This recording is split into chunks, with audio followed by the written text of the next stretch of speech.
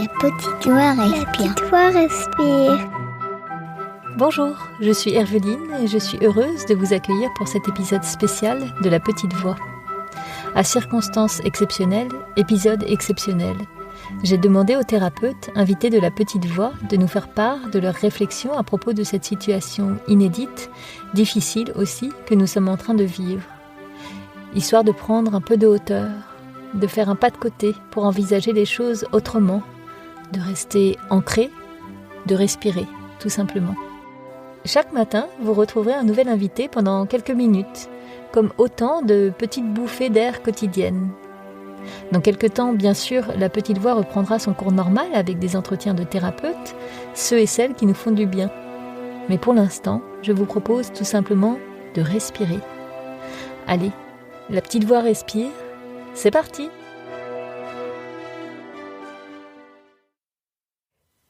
Si vous avez écouté l'épisode 8 de La Petite Voix avec Valérie Durdilly, il y a fort à parier que vous vous en souveniez encore. Ce n'est pas tous les jours que l'on entend le témoignage d'une médium qui communique avec les morts.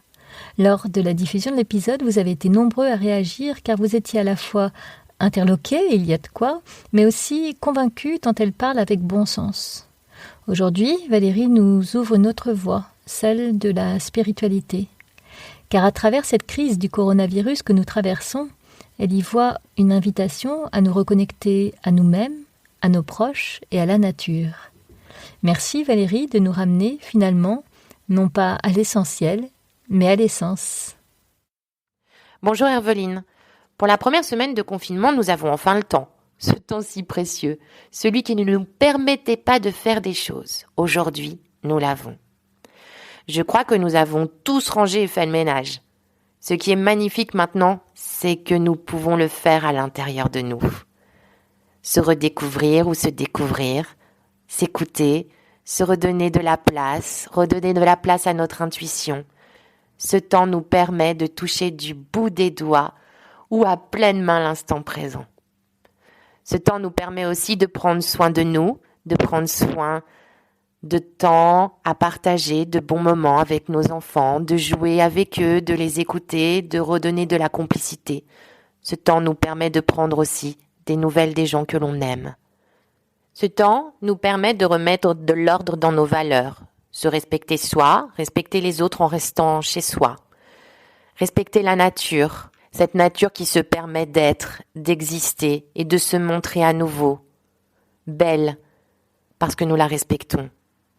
Nous le voyons bien, nous pouvons nous émerveiller du printemps à nos fenêtres ou depuis notre jardin, une fleur qui éclore, les couleurs de cette fleur, les belles eaux de Venise, les dauphins qui reviennent au port, toutes ces choses si simples. Ce temps nous permet de réviser également nos valeurs, par exemple le respect, la solidarité, la bienveillance, le partage, le soutien pour nos soignants et nos applaudissements de gratitude pour eux à nos fenêtres, l'amour que l'on a pour tous nos proches qui nous manquent. Oui, bien sûr, il y a la peur de la maladie, la peur de la mort. Notre mental peut nous emmener dans des suppositions négatives, bien sûr. Nous exercer, à apprivoiser, à la gérer. Grâce à des accompagnants qui nous partagent des outils via Internet, ils nous proposent d'ailleurs de nombreux outils. Une vraie mallette. Cela peut nous aider à gérer au mieux, pendant cette période, nos émotions. Je vous partage un de mes outils. Prendre un temps calme, éclairer une bougie et demander à nos ancêtres, à nos chers disparus, de nous aider à avoir de la force, du courage, de la patience, de la bienveillance, de la confiance positive, de l'espoir, de la gratitude et surtout beaucoup d'amour pour vivre cette expérience au mieux. Car parfois, notre côté sombre peut surgir parce que nous sommes humains. Enfin, nous savons tous que nos médecins, nos chercheurs mettent tout en œuvre pour trouver des solutions. Gardons espoir.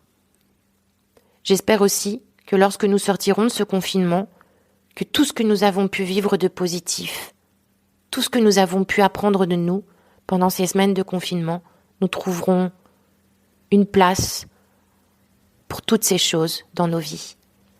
Je vous embrasse. avec toute ma lumière, bien à vous et faisons de notre mieux tous ensemble.